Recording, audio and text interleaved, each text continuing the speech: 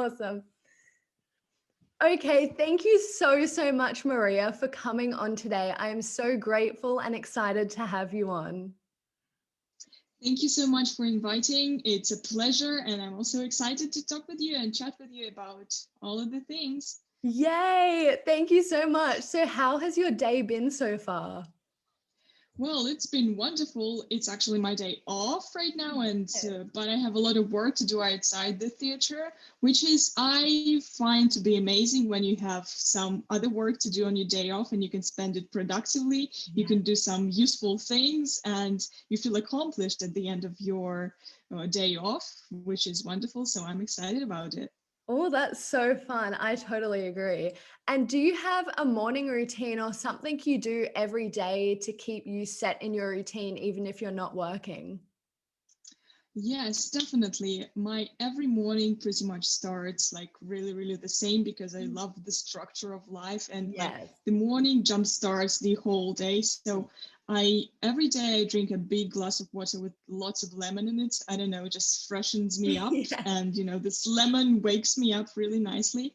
And yeah, and it's just good for your whole body. So it's important to stay hydrated. Yeah. And yeah, then I pretty much get ready for the rest of my day. Nice. And do you have a go-to breakfast for your busy days?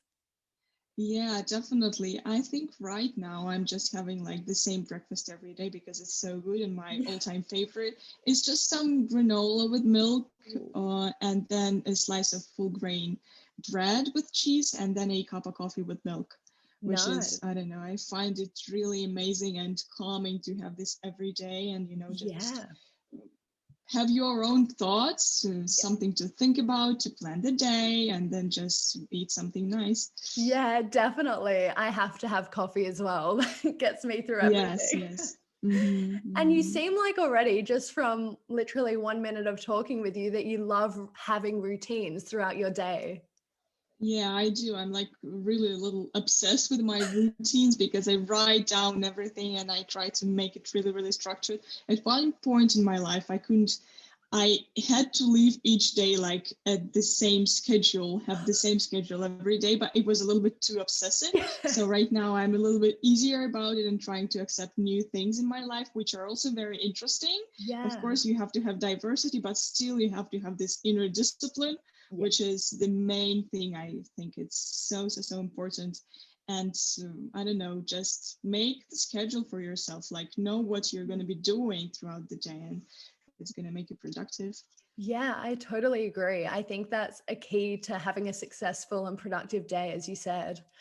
And what does a typical day look like for you? So, say you've got ballet and a show at night, what does that day look like? Well, the show day is actually very special because I'm having like around 4 or 5 performances a month, usually at the Mariinsky Theater. So performing, especially like a lead role in a 3-act ballet, is very special. So I'd be having a morning class at 11. The one thing that never changes at the Mariinsky Theater is the morning class at 11 a.m. And it's always for 1 hour. So we have the morning class, and then on the usual rehearsal day, I would be having some rehearsals. So it is very different Yeah. each day at the Mariinsky, and the schedule is very inconsistent because you could be having like 5 rehearsals for 1 or more hours, and you could be really very busy, or you could be having just like one rehearsal for 45 minutes and done for the day. Wow. But yeah, but when there's a performance at night, you usually have only a class. When you're dancing the difficult ballet, 3-act Yeah. ballet, they let you rest before the show. But if it's not a very hard role like a variation or just a 1 act, you may be rehearsing something else. If you have some performance upcoming like next week or something, Yeah. you can have a little rehearsal and then you go on stage at night. But before the performance, I always come 3 hours prior to the show because I like to really prepare, really warm up. So 3 hours before stepping on stage. Wow. Yeah. And then I do my makeup, and there's the whole routine of getting ready. Nice. And yeah. And then the show finishes at like 11 p.m. And so, yeah, kind of like that. Wow. And what do you prefer? Do you prefer having like those busy days with lots of rehearsals, or do you prefer having kind of that quiet time and then performing at night? Well, performance is always special. Yeah. Performance is my favorite thing to do. Yeah. So it is special, but I also love rehearsal days for sure. They are inspiring, and especially when you have lots of material like classical ballet, then you have like Ratmansky or something, then you have Yeah. something new staged for you, some new choreography, then you have just a rehearsal with your coach. This is inspiring, all of these different Mm. things and different partners, and sharing the energy and sharing the love for ballet, which is really inspiring. Yeah, wow. I could talk about this for so long, but we are going to Yeah, me move. too. We're going to move to the beginning, how you got started into ballet, because I put questions up on the Sportive AF Instagram page, and so many people are like, how did you get where you are today? How did you begin? Can you go from the beginning? Well, yeah, well, thank you for the questions, guys. I have a very interesting story about how I started doing ballet. I was doing rhythmic gymnastics for 7 years before going into ballet, and me and my family didn't really plan to start in doing ballet, although my family always loved it, and I visited my first ballet performance when I was 3 years old. It Wow. was Nutcracker. Oh, yeah. Yes. But actually, one summer day, we were walking past the building of Vadimova Academy, and we saw that there was an announcement about the auditions to Vadimova. Oh, And there was just this spontaneous decision, why not to try audition in? yeah. Why not to try go through the exams to Vaganova? And we just decided to give it a try because the career of the gymnast is very, very short Yeah. and not successful not in very many Yeah. situations. So we decided to give it a shot, and then I got in, and then we sat at the table with my family, and we said, look, like, you can try ballet if you want, so let's do it. And yeah, I kind of like painlessly agreed, and I was curious at that time, but like the little child cannot really decide what she's going to do for the rest of her life. Yeah. But I was curious, so that's how it started, how my I don't know. I started my journey, I guess. And yeah, then the realization that I want to do ballet as my full-time job and that is my passion only came after like finishing the 4th year of studies at Vaganova, which is Right. pretty late. Yeah. But I just kind of realized that what am I doing here? Like, why am I at Vaganova Academy? Like, I Yeah. want to make it work. I want to make it work for myself, and I want to do my 100%. Wow, that's so amazing. It's so meant to be, obviously, that you walked past that building that day when the auditions. That's amazing. And I feel like that's such an interesting kind of transition you just said, in your 4th year, that you kind of realized, okay, like this is what I want to do. How old were you around then? I was around 14, 15. Okay, yeah. And I was just, passing the exams and having the same mark over and over again. And my classmates, I was, because it was flexible, I was gifted with nice lines by genetics. And Yeah. I was lucky because I had naturally, like, I guess, nice body for ballet. Yeah. And it was easier for me. But my classmates who they always needed to stay on diet, Yeah. and they always needed to stay in shape and really work on their bodies. They got better and better, and almost like as good or maybe better than me. And then I realized, and my parents really, really helped me during that time. They were like pushing on me, but from their kind sides, Yeah. and they told me that, Masha, like, look, you have to see what is happening here, and if you want to really do that, you have to try harder, you have to work on yourself. Right. And this is the awful thing, I stopped stretching because the rhythmic gymnasts, they Yes. are really, Yeah. really super flexible. Well, I And used to during do the first rhythmic as well. So oh, yeah, cool, I know what you cool, mean. so you know. Great. So yeah, so I stopped stretching for the first 3 years at Vaganova. Can you imagine? Like I was thinking that why do I need that? I'm already flexible. So like, what was I thinking? But yeah, then I started stretching like almost from scratch, like, Right. and then I needed to get my flexibility back. But thank goodness it came back quickly. But then I started really trying to work harder and each day reaching my like maximum level. Right. Um, each day giving it 100%, and it's like not really you are aiming to do something in long distance Yeah. terms. You have to work each day, every day, like what exercise am I going to make better today? And Mhm. that's with which attitude I started exercising, I guess, and I realized that's my passion. That's amazing. And I feel like a lot of the listeners would find it interesting because so many questions as well is like, how are you so flexible? And I think obviously, as you were saying, a lot of it is genetics and, gymnastics definitely helps with that. But when you were starting from scratch again, how long were you stretching per day? Ooh, I think it took me like, well, I was exercising and doing like these krumbachermongs a lot as Yeah. well to lift my legs just higher. But in total, I would say like half an hour a day for sure, Right. just stretching. Yeah. Wow. And that definitely was a point for you where you were like, yep, I'm going for it. This is happening. Yes, yes, true. Okay, so I feel like so many of us want to know more about the Vaganova Academy because it is obviously such an incredible school, one of the greatest, and how everyone is so incredible. Can you tell me what life was like when studying there from kind of such a young age to then graduating? Well, I was very lucky to be studying at Vaganova Academy because it's one of the best schools in the world, I think. And the Vaganova method is beautiful, and the Vaganova style is really, suitable for Mariinsky. So I was lucky to be studying there for the full education program, and I was lucky to be having the most incredible teachers and the first grade and then the last grades. I had Ludmila Valentina Kovalova, who was the teacher of Olga Smirnova and Diana Vishneva and many, Wow. many beautiful dancers. Yeah. So I was really lucky. But the memories are usually very nice, Yeah. but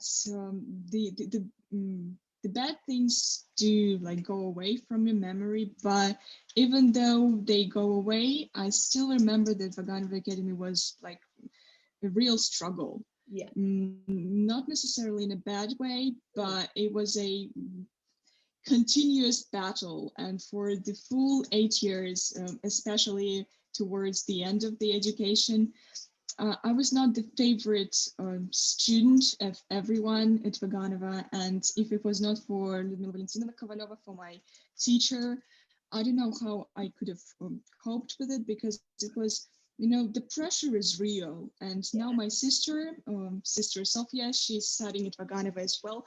Wow. And I must say that I remember, because she is going through the same process, I remember what it was like watching her going home every day, like late at night, sometimes much, much, much later than me from the theater, and really being so frustrated, like with her insecurities, with things Mm. not going well, and when constantly having to prove yourself to others. Mm. And that's the thing with Vaganova. But I always say that it gets easier when you go into the company, Yes. because then you have only like ballet and yourself, and you have your own goals, and you know what you're doing. And in Vaganova, it's like all over the place. You have so many subjects, so many lessons Yeah. and teachers, and you don't really know if you're going to succeed or not. And it's really hard, but at the same time, I'm really grateful for this school of life. I always call Vaganova Academy the school of real life, because Yeah. then it gets easier, I guess. Definitely. And I think it would have made you stronger. And, now you can tackle those harder things in life, as you said. Mm-hmm. And did you find like at when you were at school having so many kind of different opinions and people saying different things hard? And if so, how did you kind of deal with that mentally? Hmm. Well, with all of the different opinions, it was not necessarily during Vaganova period that I faced that a lot, because it was more so at the theater that it got a little bit harder on me, because I started facing like lots of hate comments and lots of things that were unreasonably hateful. And I love criticism. Yes. I really love it, because ballerina's life is all about criticism. Getting some corrections from your coach is priceless, really, because you have to get some corrections, otherwise you stop developing as a dancer and stop growing. But when it's hate, you have to differentiate between hate and the criticism, the constructive criticism. And my family was always there for me, supporting me and letting me know if this is hate or this is criticism. And my mom and dad, and also even my sister, which she's so much more clever than me and much more intelligent, and my parents are just so amazing. And sometimes I don't get their advices really nicely, and then after some time passes, I realize, yes, my dad was saying something that was so true, so correct. I should have listened. And the same goes for my mom and my sister, really. So like, listen to the advices that people who support you give you. Yeah. That's so true. I totally agree. And, even me, like sometimes you have to realize what opinions matter. As you were saying, like, is it the loved ones? Yes. And then other people sometimes tune them out if it's hate. So I definitely agree with that. Now, I started following you on social, I think around when you were in graduate year. I was following your journey a lot. And Cool. one thing I realized a lot is you were always practicing before hours, after hours, lots and lots of times. And do you feel like that helped you as a dancer, having that extra practice? Definitely, that was like the main thing that I think really, not necessarily physically, but more so mentally helped me during the Vaganova period, because, it's always nice. Well, it was the advice from my teacher at Vaganova to go to the studio and practice on your own, because you have to analyze what you're doing right or wrong. And even though the teacher could tell you many, many corrections, you still have to realize like how the arm goes or how the leg goes and why is it doing so. So you have to try for many, many times, like, for example, simple pirouette or a simple arabesque, to realize how your body does it, because everyone's body is different and everyone's physique is so different and unique. So you have to find your own approach, and then go through the corrections of your teacher or your coach at the theater through your personal approach to things, because that's the only way it works. So I feel like that personal time in the studio, it really helped me grow as a dancer, but also it helped me with doing Instagram and Definitely. sharing my story a little bit. And now I do YouTube, which I'm really happy about, and I have my watched own I channel. watched your assumptions video. It was Thank you. That so was a fun good. one.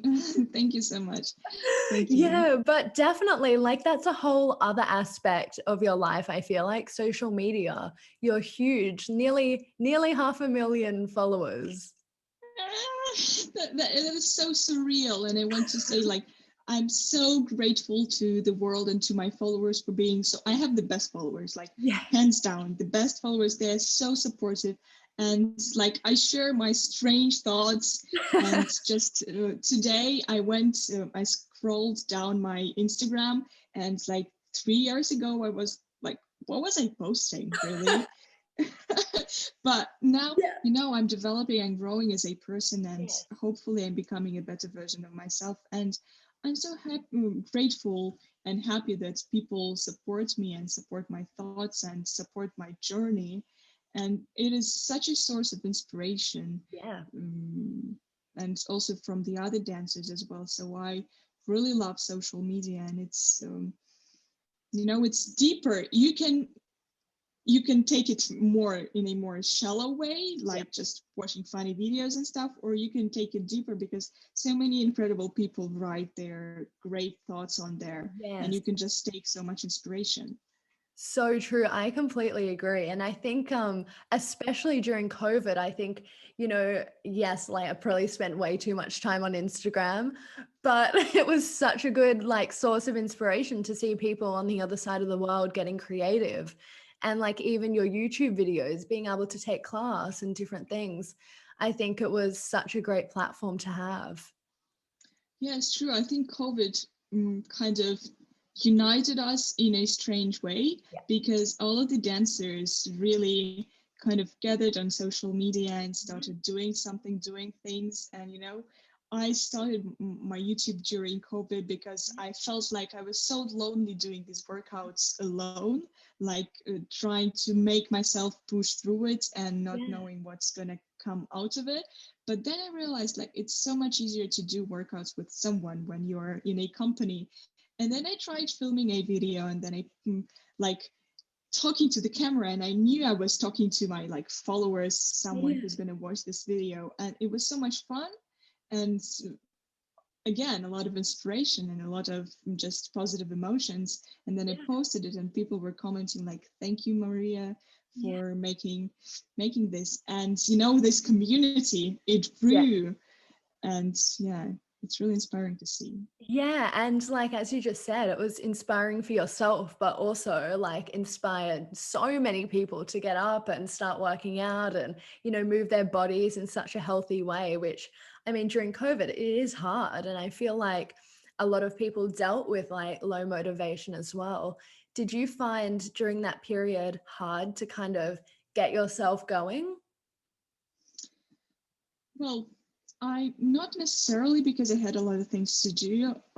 Like I went into lockdown and pandemic with this mindset that I don't like never give up and keep going, just keep doing something. Yeah. Which with the help of my family, they really helped me like realize it and keep going. But then at the same time, I think I really like pushed a little bit too hard physically, because I was so scared to skip a lot of time. And then I was just like doing too many exercises. And then at the end of the lockdown, when I was going back to work at the Mariinsky, which actually the Mariinsky dancers in Russia were so lucky, just the luckiest, because no state theaters were closing during the pandemic. Well, they stopped working, of course, and didn't give any performances, but they were still paying the salaries to the dancers, and they didn't fire anyone, which is super great, and really, really grateful to our directors for that. Yeah. So then we continued working pretty fast after the lockdown finished in Russia, and we started rehearsing. And after we started rehearsing, I realized that I got like a little injured during my, lockdown time on my own, which was another lesson I learned, that you have to maybe just take a step back and think about it more, like take that time to realize some things, to, make a mental work, which sometimes may even be like harder and more difficult and more demanding than just the physical work without any thoughts. Yeah. So yeah. That's so true. And I think you raised another great point, because sometimes taking it more quiet and introspective is such a powerful tool to have. Mm-hmm. And do you do anything like meditation? No, but I think I have to, because it would be helpful. I don't know. I think I have to start it, because sometimes it gets hard, but I don't know. I have my family as my personal meditation. I'm that person that is always complaining about life, like in my family. Like, they are so strong. My sister is keeping everything inside her, and I know she's going through a lot. Yeah. And my parents are always like so thoughtful, and I'm like going around and just complaining about my injuries and complaining about like life not going right. And yeah, so honestly, it's better out than in.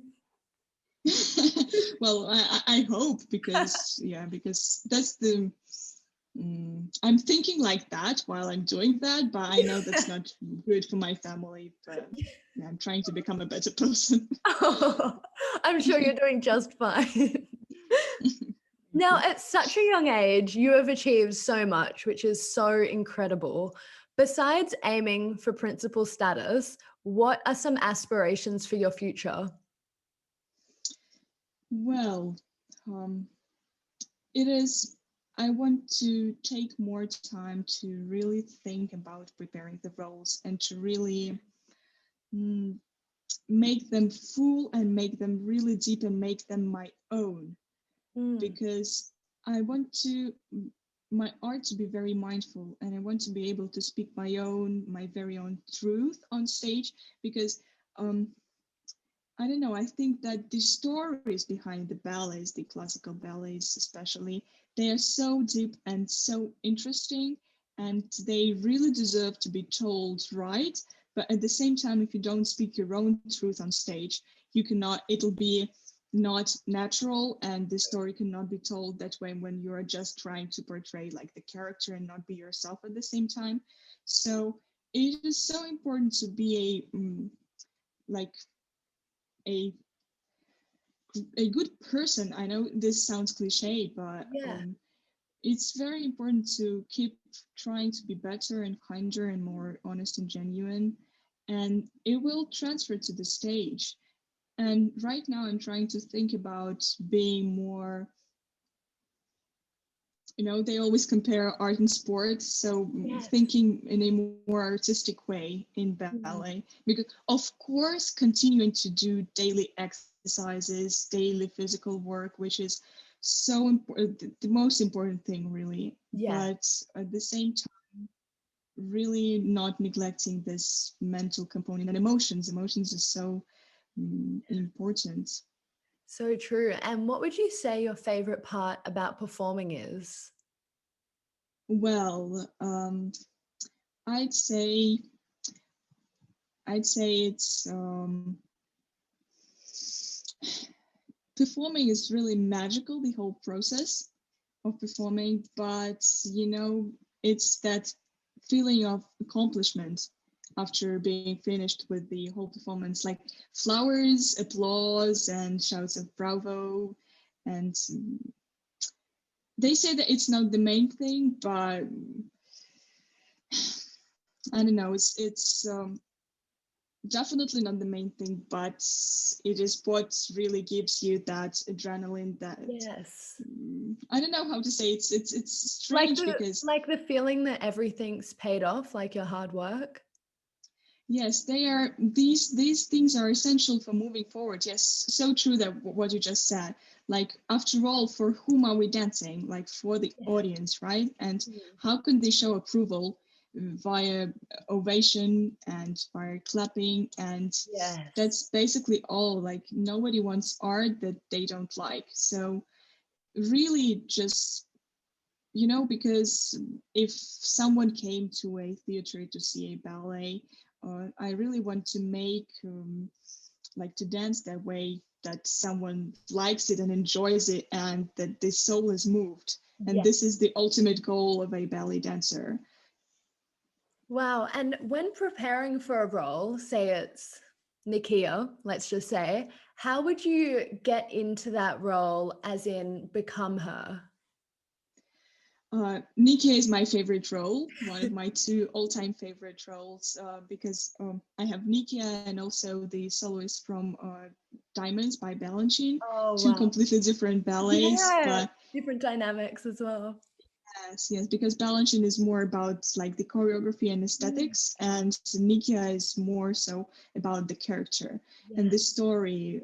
Goodness, the story is incredible, and it is so moving and so touching. Every time I think about Nikia, I'm like about to cry, really, because she's such a deep and thoughtful character. And when I was doing my debut, I almost cried before going. I was putting on the costume for the second act monologue, and I I just thought about this story and about being betrayed by the love of her whole life.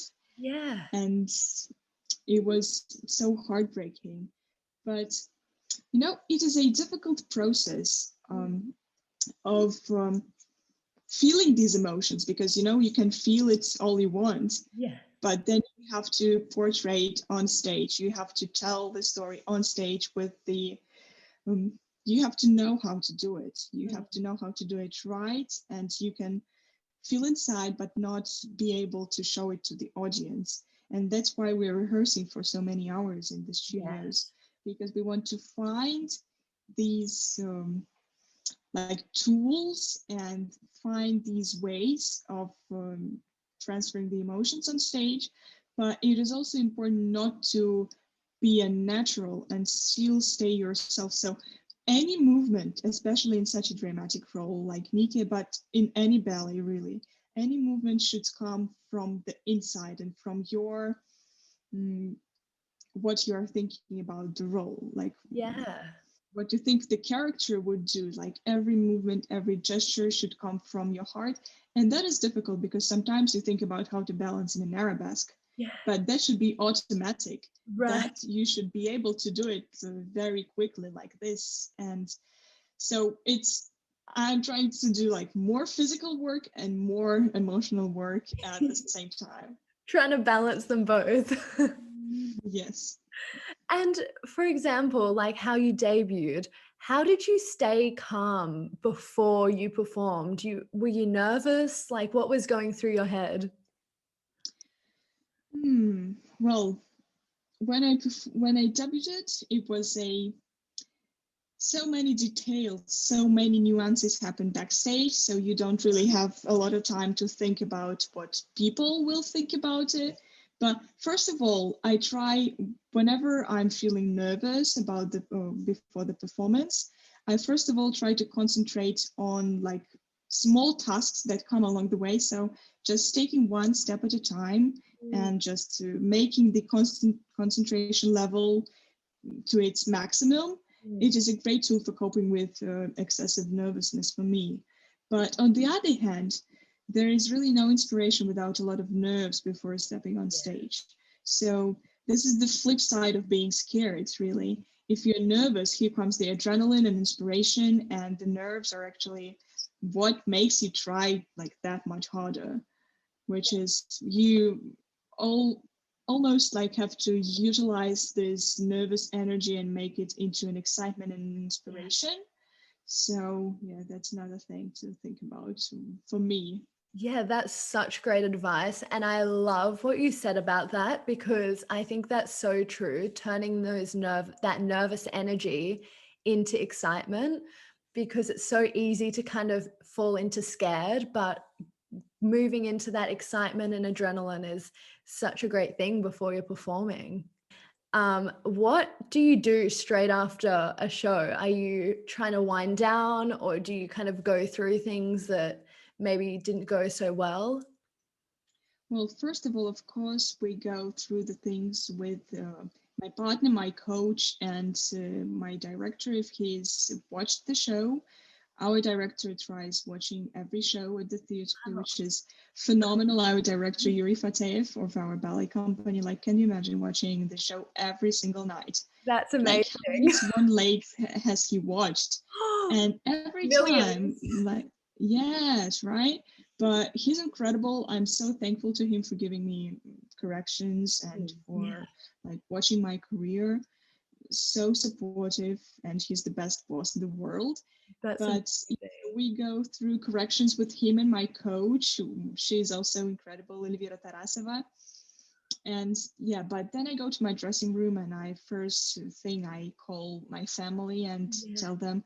They also try visiting every performance of mine, which again, thanks so much to them. And afterwards, when I'm done, like when I go out the theater, they also tell me like small things they noticed and their corrections, because they're so much into ballet right now. Although my parents are not related to ballet world, they always loved this art form. and they are really into it, and they are my main critics, I would say. And this is amazing because they see me as a growing person, and they can really help me with some things my coaches say like don't really realize about me. Yeah. Probably as So an outsider's perspective looking in. yes, definitely. Oh, I'm fine. Okay, perfect. So you are just as strong mentally as you are physically. And I think that is so important for dancers, especially at such a high level like yourself. And have you ever had to deal with, I guess you were saying earlier, genetics is on your side and things came a little bit easier, but did you ever have to deal with kind of insecurities within your body? Definitely. I feel like we all have insecurities. I feel like they're a necessary part of our lives, and it is just important to, like, however sad it may sound, but it's important to realize that they are there to stay forever. The insecurities, like, Yep. right? Am I right? Yes. Because you're not gonna do, like, even if you're gonna make them better, Yeah. and they're still gonna show, Yes. and you have to make peace with them. And I feel like what helps me is concentrate on the daily work, and also concentrating on what you can do, the better sides of yourself, I guess, something that you probably can do better than someone, and something you find your strong sides and work on them, and find what you want to do, like with life, find your goals, I Yes. guess, and not pay so much attention to these insecurities, because they are just not letting you go full speed, and that's bad, and they're taking so much energy from you. So it's like better to be busy and not think about them. That's why I love having a lot of work to do. Yeah. You don't concentrate on these things too much when you're working and very busy. So true. That's such good advice. Working on kind of your strengths more as well. And now a lot of people, so many questions about how tall are you? That's a, like, well, my height and weight are top secret things, like Oh, right. X Files, you know. But yeah, well, I guess I could say my height. I'm 1 meter 72, 3-ish Oh, same, centimeters. same. So, cool, great. Yeah, so many people ask that. But yeah, obviously, I think weight is something that no one should kind of give out just to anyone. So that's So totally, true, yeah. yeah, that's totally okay. And now, when you're feeling a little bit low or maybe less motivation than most days, what's something you do to kind of lift yourself up? Huh. Um, Recently, it's been, well, I could just keep saying like words, Yeah, that's yeah. philosophy, you know, but recently it's been very simple. It's been Korean dramas and Wow. K-pop. I love Yeah, that. thank you. Well, I recently watched this drama called Itaewon Class, and I'm recommending everyone to watch it, because even the plot, the storyline is incredible, so catchy and so fast and really, really interesting. But at the same time, it has a lot of philosophy in it and a lot of deep thoughts that really resonated with my perception of the world. And they're talking a lot about confidence and about trusting in yourself, trusting in the people around you, and about support, and about really speaking your own truth, about staying true to your principles, which is, I think, one of the most important things in life, because it may make you go a little slower than, say, if you do not cherish your principles that much, and if you don't stay true to yourself. But it will get you where you want to get eventually, because this is the most honest way of doing things. Yeah. And if you keep going, you'll get there. Like there's no doubt you'll get there. Just keep going and doing your 150% every day. Yeah. And but these K-dramas actually are like so amazing. I need to watch it And now. yeah, I watch need it, please. to. You need to tell me after all the names of them, okay? Okay, I will. Now, what advice would you give to younger dancers? Listen to your teachers and listen very carefully to what they're saying. It is very important to take advices from the teachers and the experienced people. And yeah, again, try to realize what your body can do, and try to set small tasks, small goals every day.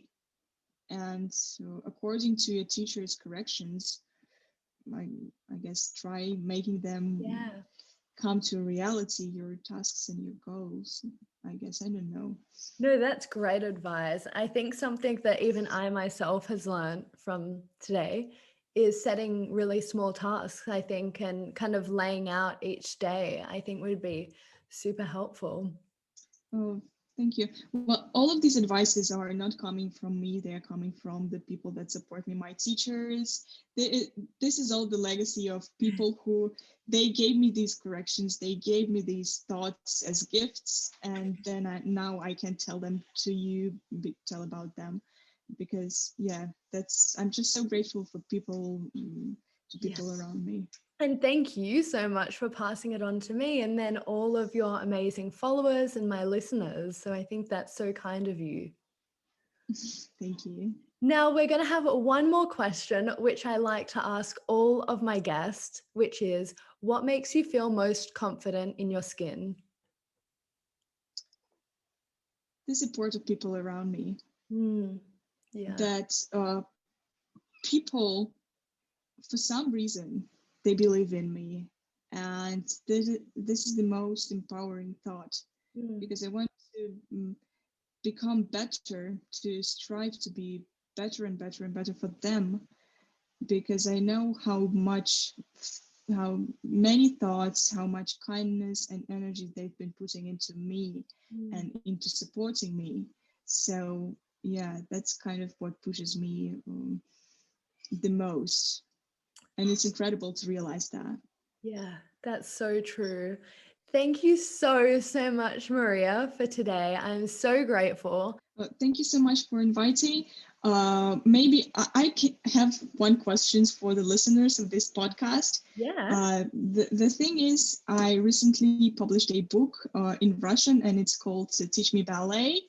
And I'm really grateful that it became quite popular in Russia, but I also really want to publish it in English, and maybe some of the listeners can give me some advices on how to publish it in English, and maybe someone, I don't know, could help with it. Yeah. I would be really, really grateful.